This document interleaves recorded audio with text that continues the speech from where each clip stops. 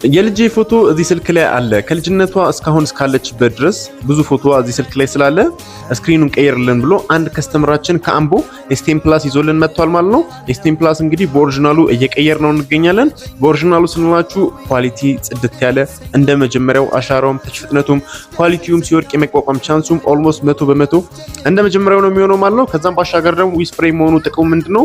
ዊዝ ፍሬም ማለት ከጎን ያለችው ብረት ስትሆን ከጎን ያለችው ብረት አንድ ላይ ከስክሪኑ ጋር ከተቀየረች በኋላ በስተመጨረሻ ጀርባውም አንድ አዲስ በሚቀየርበት ሰዓት ስልኩ ወደ አዲስነት ይመለሳል ማለት ነው።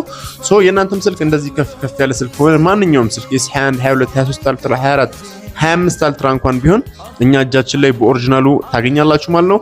ዋጋ ውድ እንኳን የሚሆንባችሁ ከሆነ ዋጋ ትንሽ የሚቀንስ ኦሌድ ኳሊቲ ስክሪኖችን አስገብተናል። ኮንታክት አድርጉን። SK ሞባይሎችን አድራሻችን አዲስ አበባ ቶፕ ተራ ከረሜላ ህንጻ 3ኛ ፎቅ ላይ ታገኙናላችሁ። ይምጡና ይጎብኙን።